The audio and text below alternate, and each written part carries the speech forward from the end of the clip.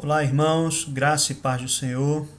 Bom estarmos aqui mais uma vez, nessa ocasião, para darmos continuidade ao nosso estudo do livro de Hebreus. Estamos então iniciando o capítulo 3 de Hebreus. Conforme os irmãos sabem, nós estamos na Escola Bíblica do Guará, estudando a Epístola aos Hebreus e já tratamos do capítulo 1, no capítulo 2 em vídeos anteriores. E nesse momento nós vamos tratar então do capítulo 3, tá bom? Então, vocês podem acompanhar comigo, conforme a nossa apostila. O material está disponível tanto no Google Drive, como também eu tenho disponibilizado para os irmãos na plataforma do Google for Education. E serve para todos nós estarmos tendo a possibilidade de fazer a leitura também, além de acompanhar as videoaulas que nós estamos ministrando para todos aqueles irmãos que não podem ou enfrentam algum problema de estarem nas sextas-feiras conosco, tá bom? Então essa é a nossa apostila, tá bom? Do livro de Hebreus. E eu vou estar passando aqui para que os irmãos possam perceber o que nós já tratamos. Fizemos um preâmbulo do que seria a Epístola aos Hebreus, tratamos no capítulo 1. E aqui nós temos os temas que cada capítulo de Hebreus apresenta. Nós temos feito a estrutura de apresentar cada capítulo com um subtema dentro desses capítulos, tá bom? Então tratamos sobre Cristo e os anjos, o capítulo 1 de Hebreus, o capítulo 2, a negligência e o sacerdócio idôneo de Jesus, e nós vamos agora tratar no capítulo 3 com duas personagens, que é Cristo e Moisés. Lembrando que o autor de Hebreus, a Epístola a Hebreus, melhor falando, ela compreende uma temática que aponta Jesus como sendo superior ou infinitamente melhor do que todas as figuras relacionadas ao Antigo Testamento, bem como todas aquelas apresentadas no corpo do Novo Testamento também. Entendendo que o Novo Testamento, obviamente, ele parte já da premissa de que Jesus é infinitamente melhor. E o autor de Hebreus ele vem então trazer essa apresentação para nós, para a sua audiência, que era composta, mais uma vez lembrando, tanto de cristãos gentios, ok?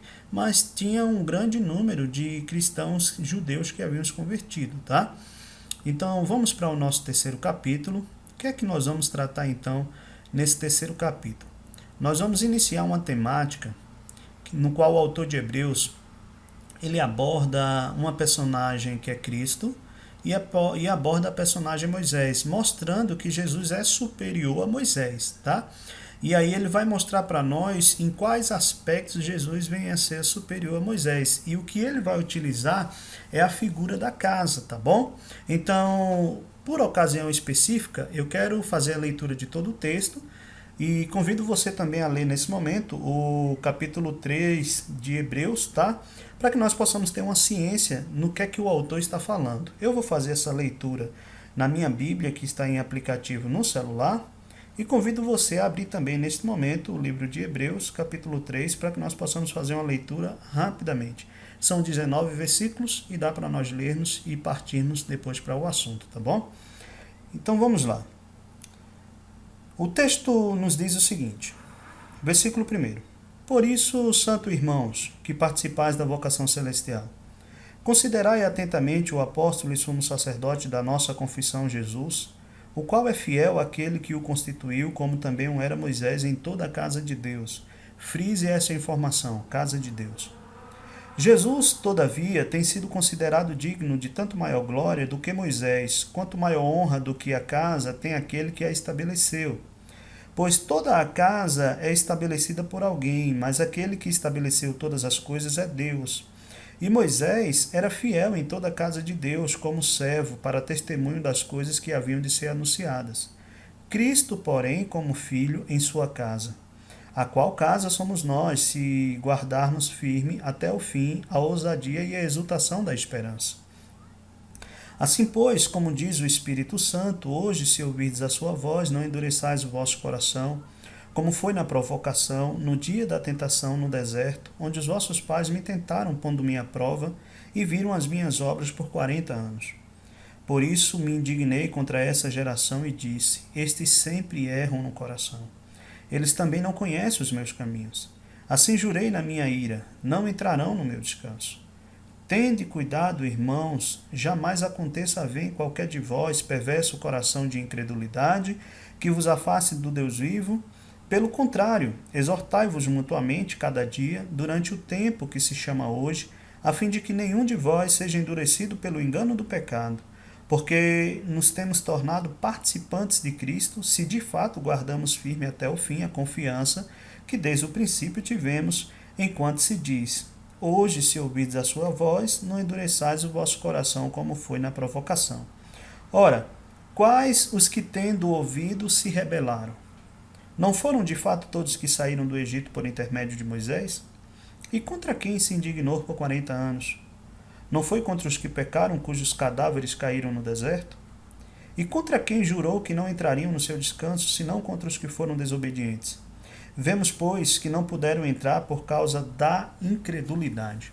Então, irmãos, o que eu quero apontar desde o início do nosso estudo nesse capítulo 3 é que o autor ele vai mostrar para nós a figura de Moisés e Cristo. Ele vai colocar Cristo frente a Moisés e mostrar como que Jesus é superior a Moisés. E ele vai utilizar-se disso utilizando a palavra casa. Ao mesmo tempo, ele vai falar da prerrogativa na qual cada um desenvolveu o seu ministério e o que compreende a casa, tá bom?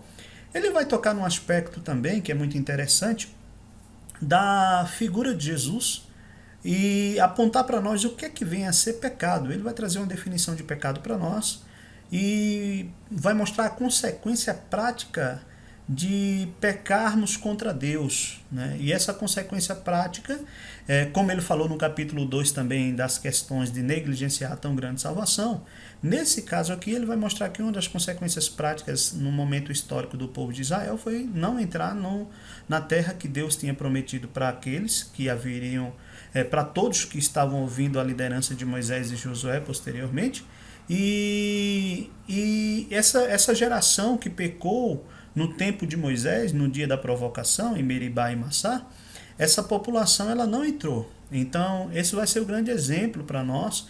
E aí ele vai tocar nesse aspecto da palavra descanso, ao qual nós devemos olhar também nesse capítulo 3 como um subtema, tá? Então, o que é que fica claro para nós nesse estudo? É que, mais uma vez eu lembro, o autor de Hebreus ele quer constantemente, e você pode acompanhar aí no nosso material que está disponível para vocês, que o autor de Hebreus constantemente ele vai concatenar capítulo a capítulo com informações anteriores, tá? Tudo que o autor de Hebreus fala, ele já tratou em certa medida, um pouco, ou apontou que trataria no capítulo anterior. Então, lembremos que no início desse capítulo, ele vai conectar os assuntos ao que foi tratado no capítulo 12. E, por conseguinte, no final do capítulo, ele vai apresentar uma indicação daquilo que ele vai tratar no capítulo 4 também, tá? Então, vamos lá.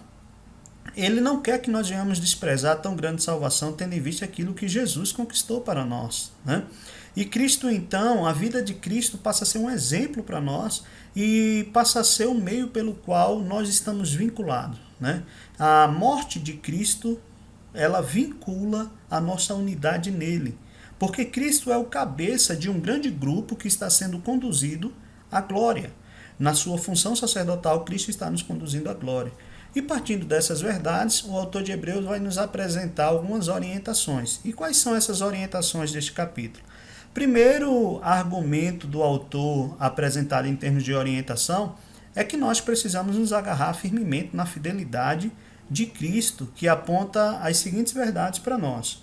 Tudo aquilo em que Cristo foi fiel, porque ele nos chama a olhar para Cristo e ter nele a convicção e a confiança de que o que ele fez nos vincula por meio da fé, tá bom? Então, a primeira coisa que ele nos diz aqui é que nós devemos ter em mente um conceito do que vem a ser casa. Nós somos uma família e casa retrata isso.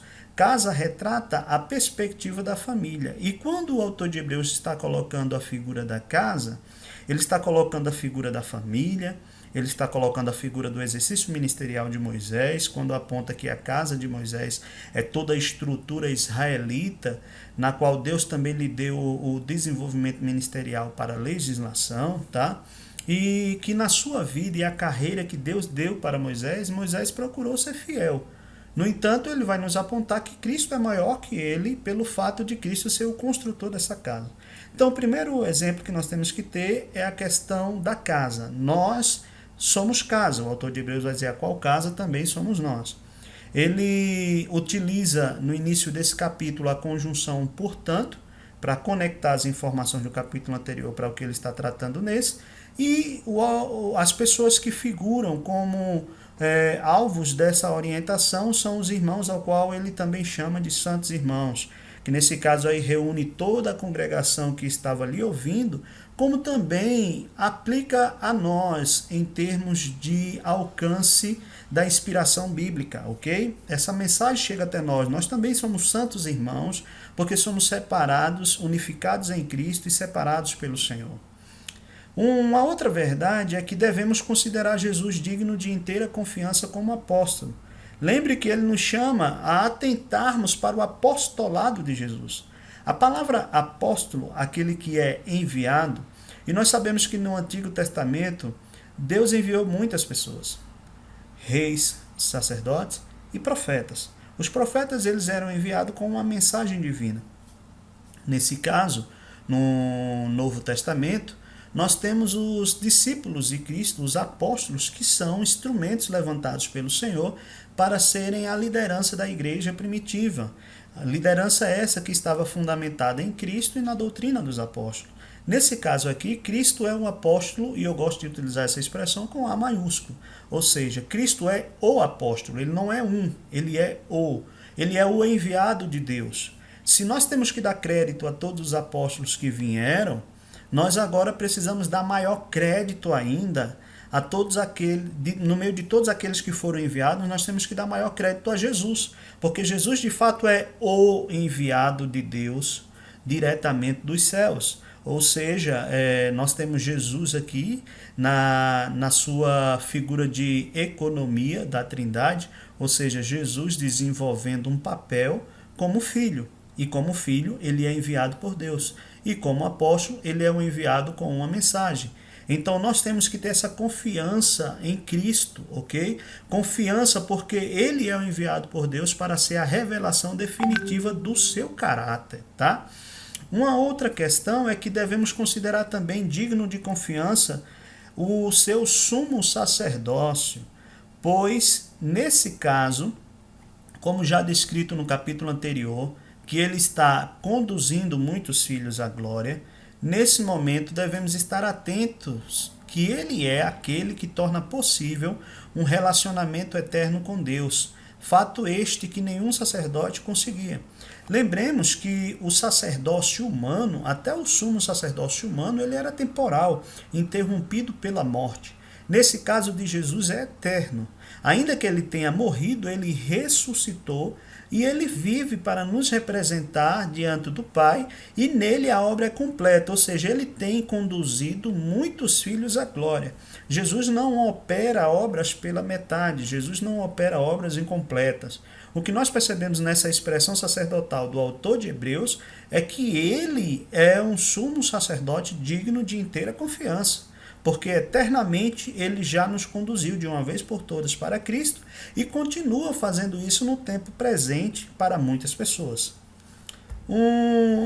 Outra temática que nós verificaremos nesse capítulo 3 da Epístola de Hebreu é que o autor ele pauta-se na posição de fidelidade de Jesus e Moisés, apontando que cada um foi fiel em sua estrutura de trabalho, mas que a fidelidade de Jesus o coloca como superior a Moisés, entendendo a função que ele desenvolve. Assim, a casa na qual Moisés, partindo agora olhando para Moisés, a casa a qual Moisés trabalha é Israel, que consequentemente no Novo Testamento é a igreja, ok? Então vamos trabalhar essa ideia de casa num contexto mais amplo, tá? Um contexto universal na progressividade da revelação bíblica. Israel a priori era a casa e agora a casa é a igreja, ok? Segundo, Jesus é digno de maior confiança que Moisés.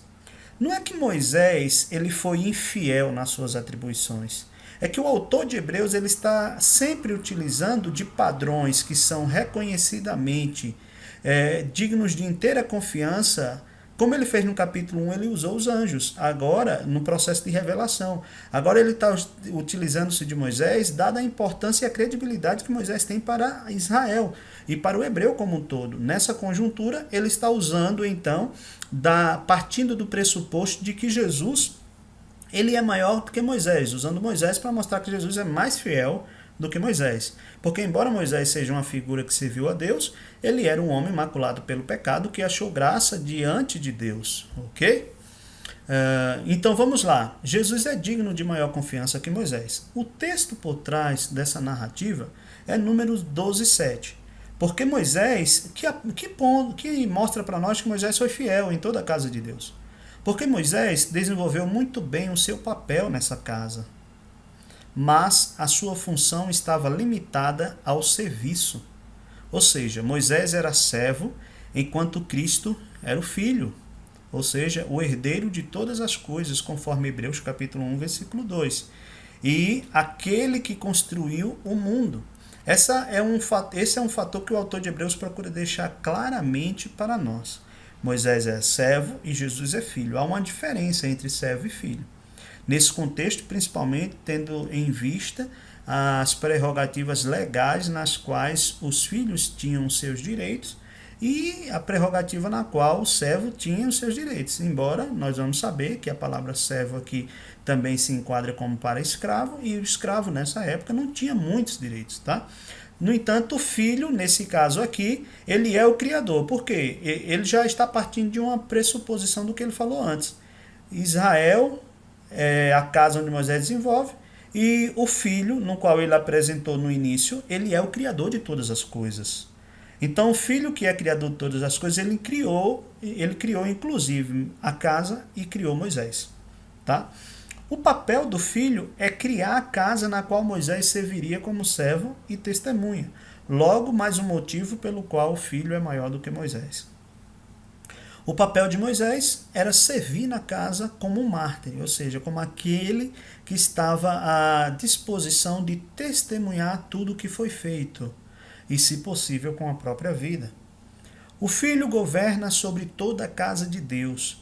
A expressão, quando o autor de Hebreus diz, a qual casa somos nós, se guardarmos firmemente tudo que está estabelecido aqui, a confiança e a fé em Cristo, nós também somos esta casa.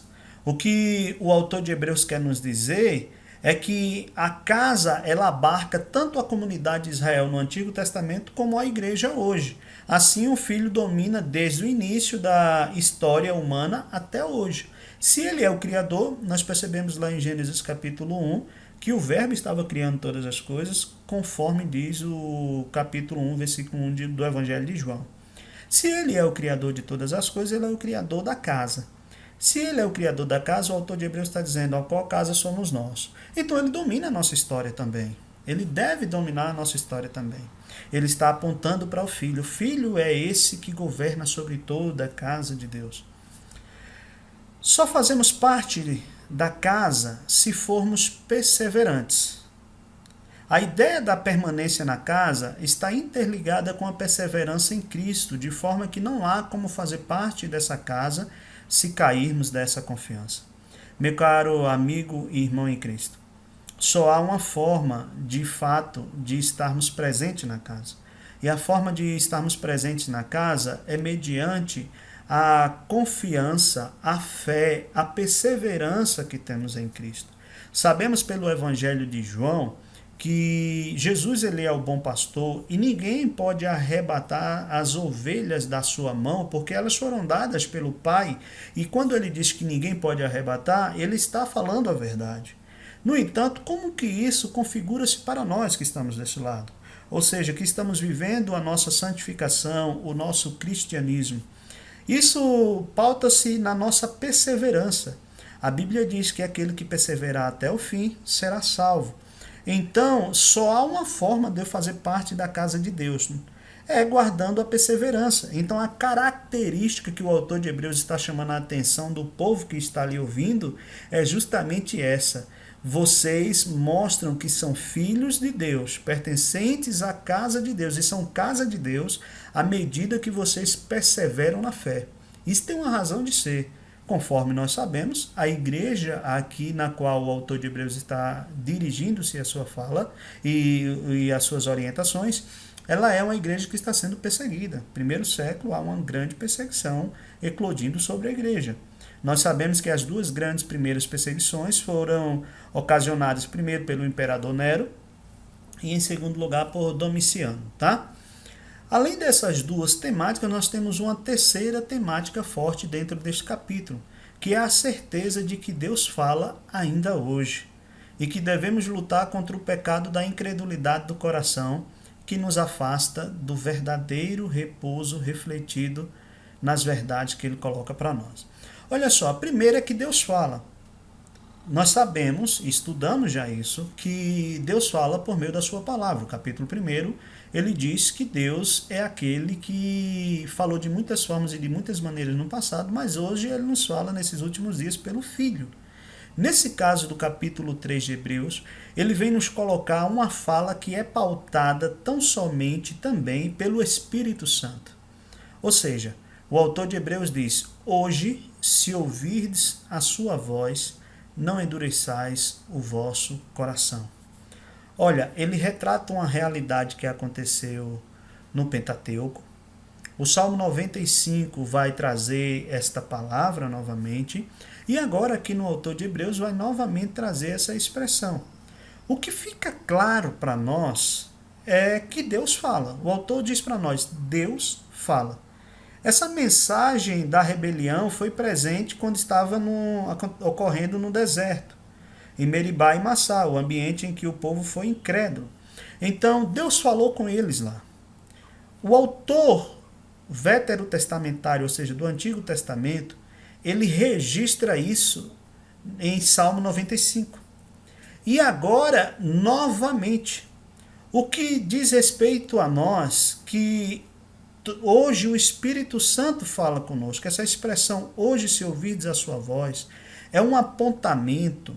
Em termos práticos, não precisa necessariamente nos aprofundarmos tanto e fazer uma exegese. Quando eu digo isso não precisa, é porque dá para compreender em termos lógicos que essa palavra, cada vez que é dirigida a mim e que vier a ser dirigida a outra pessoa, Deus fala por meio dela. A palavra de Deus é a boca de Deus, as escrituras é a própria palavra, na qual Deus fala conosco. Então, entenda uma coisa, Deus revelou pelo Filho, mas revela também pela autoridade do autor de Hebreus que está registrando esta palavra. Então o Espírito Santo usa os homens nesse processo inspirativo, aquilo que nós já sabemos, mas que precisamos sempre relembrar, e que vai usar quantas vezes for possível e que for aberta essa palavra, o Espírito Santo está a falar ao nosso coração. Quando eu digo que for aberta, não é partindo do pressuposto liberal, que a Bíblia é palavra de Deus somente quando ela é aberta, não. É que mostrando que no aspecto da quantitativo, cada vez mais que ela for aberta, Deus está falando conosco. E ainda que nós citamos o texto, ela estando fechada, o Espírito Santo fala conosco também, tá? Então Deus sustenta o seu povo por meio das palavras que ele lhes disse e por meio do ministério do encorajamento que eles podem exercer uns aos outros. Ou seja, esse ministério do encorajamento é um ministério no qual o autor de Hebreus vai citar através das palavras em grego que ele apresenta no seu texto, para que apontar e mostrar que eu e você temos a responsabilidade de encorajarmos uns aos outros, de mostrar uns aos outros, citando as próprias escrituras, de que nós chegaremos juntos até o final. Então, primeiro é essa verdade, Deus fala. Segundo, ele vai trazer uma conotação de pecado para nós, né? Já que ele está apontando o descanso e que é preciso chegarmos nesse descanso, ele aponta a questão do pecado. E o que é o pecado? Já ouvimos falar que o pecado seria errar o alvo. Mas eu gosto da tradução e da ideia de pecado que o autor de Hebreus apresenta para nós aqui. A ideia de pecado que o autor de Hebreus apresenta é a incredulidade do coração. E ele aponta justamente para esse momento em que o povo foi incrédulo, quando Moisés saiu para receber do Senhor as orientações, e o povo não acreditou nisso e influenciou Arão, de certa medida, a construírem um bezerro de ouro e adorar o Senhor. Nesse quesito, ele está mostrando justamente, extraindo a verdade e um conceito de pecado como fruto de incredulidade. O povo não creu naquilo que Deus falou, não creu na liderança que Deus levantou, que era Moisés, e buscaram de diversas formas substituir e agir com incredulidade para com isso. Dessa feita, qual foi o resultado? O resultado prático disso é que nas pessoas acima de 20 anos eles morrem, né, e não experimentam o cumprimento da promessa de Deus. Deus faz com que cada um deles vão morrendo dia a dia para lembrar o povo que não pode agir com incredulidade. É uma lição que Deus está dando ao povo. Então essa é a conotação de pecado que o autor de Hebreus vai usar na sua epístola e que vai nos alertar para que nós não tenhamos pecados, ou seja, que nós não caiamos no erro de ter a incredulidade no coração. Dia da tentação refere-se à localização geográfica, né? O ambiente por trás dessa narração é descrito em Êxodo 17, do 1 ao 7, e Números 20, do 1 ao 13. Esses locais eram Meribá e Massá, onde o povo se mostrou muito incrédulo à voz de Deus em seus corações. Vocês podem fazer essas leituras. Aí vem a ideia do repouso. O repouso foi pedagogicamente apresentado. Na narração em questão, percebemos a existência de um repouso, um descanso, que tem por trás a ideia de Gênesis 2:2, que o próprio Deus se predispôs ao descanso. Sabemos por meio dos salmos que Deus não cansa, que Deus não precisa descansar, mas ele colocou isso para nos orientar, que existe um dia de descanso. Esse é um princípio, o princípio sabático estabelecido na criação, que vai percorrer todas as escrituras, ok? Ele está conectado do início ao fim da história humana. Canaã era a terra que personificava o repouso que viria em Cristo para experimentarmos, em parte, ainda nessa terra e plenamente na nova terra prometida. Eu quero que você lembre que Deus conduziu o povo à terra de Canaã, um dos nomes pelos quais Israel foi conhecido no Antigo Testamento, e a essa terra estava condicionado o descanso. Chegando lá, Deus precisava dar uma apreciação material e positiva. Quando eu digo Deus precisava, é porque foi o meio que Deus estabeleceu. Deus colocou para o homem a conquista de uma terra na qual ele pudesse ter descanso das suas guerras e tivesse muitos frutos. Ao chegar nessa terra, Deus, que já havia começado a apontar ainda de forma não tão enfática, agora ele começa a mostrar que o descanso não está relacionado a uma terra, a uma localização geográfica, mas a uma pessoa. E essa pessoa é justamente o Messias, no qual seria aquele que tem paz, tem domínio e tem um descanso para nós. E que aponta, obviamente, para Jesus, que quando vem, Jesus dá sua célebre frase: todos vós que estáis cansados, vinde a mim. Então, em Cristo, pela fé, eu já desfruto do descanso em partes aqui na terra, das benesses dos céus, que um dia será plenamente, quando deixarmos esse corpo maculado pelo pecado, que está sendo paulatinamente restaurado pelo Senhor. Ok? Aí, ao assumirmos um corpo glorificado, experimentaremos o descanso eterno. Há sempre uma consequência para os erros. No caso do povo rebelde no deserto, todos eles morreram no deserto, e quem entrou na terra prometida foram apenas seus filhos, ou seja, todos de 20 anos para baixo. Durante 40 anos, gente morria todos os dias para lembrar o povo do seu pecado e que eles não demonstravam arrependimento. Existe uma coisa que pode nos afastar desse repouso. O que pode nos afastar desse repouso é a persistência no pecado da incredulidade do coração. Lembre que o autor de Hebreus vai encerrar o capítulo falando justamente: não foi contra estes que o Senhor prometeu e que não entraram? Então existe algo que estava prestes a afastar aquelas pessoas, nas quais eles precisariam estar atentos. O autor de Hebreus está fazendo a sua parte de líder, ok? Alertando a isso, que seria a incredulidade do coração, que gera naturalmente a apostasia, que é o afastar-se de Deus definitivamente. A apostasia vem da palavra de Deus, no versículo 8, tá? Ou melhor, vem da resistência à palavra de Deus, conforme está no versículo 8. Assim, a pessoa que é um apóstata, o pecado controla a sua vida. Precisamos, então, desenvolver o ministério do encorajamento uns aos outros e apresentar o que o livro de Hebreus chama de Logos Paraklésios, que é a palavra de exortação, que nesse contexto aqui é de encorajamento. Não é responsabilidade apenas da liderança, mas de todos os cristãos. Por isso, ao invés de, às vezes, torcermos até contra alguns irmãos, como a gente percebe, infelizmente, um comportamento errado, né?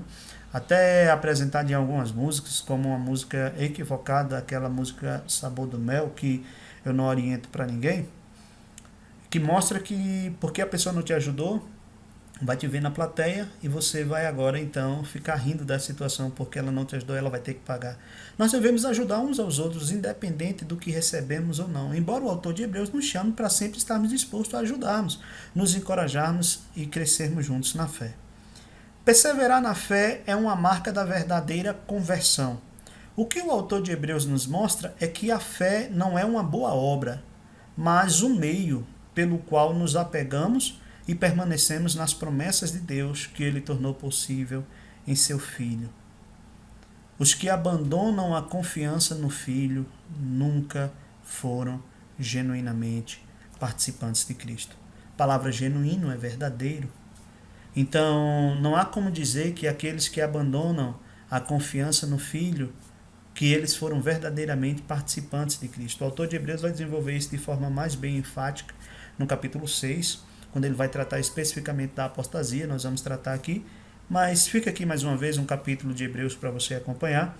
Você pode ter acesso a esse material, você que é da nossa igreja, do Betel Brasileiro no Guará 2, você que não é da nossa igreja e que deseja ter o material para você poder ler, entre em contato conosco por meio do e-mail, entre em contato através do nosso canal e fique à vontade. Espero que nós possamos então abençoar a sua vida através dessa exposição. Nosso intuito não é fazermos tratados teológicos aqui, mas dialogarmos, conversarmos um pouco o que o autor de Hebreus vem apresentando capítulo após capítulo, obviamente com fundamento naquilo que eles estão falando, e que você possa crescer no conhecimento da palavra de Deus. Deus te abençoe poderosamente. Convido vocês a conhecerem o nosso canal, o nosso blog, e que o Espírito Santo possa estar abençoando cada um de vocês. E lembro como fez o autor de Hebreus: hoje, se ouvirdes a sua voz, não endureçais os vossos corações. Que Deus os abençoe e até uma próxima.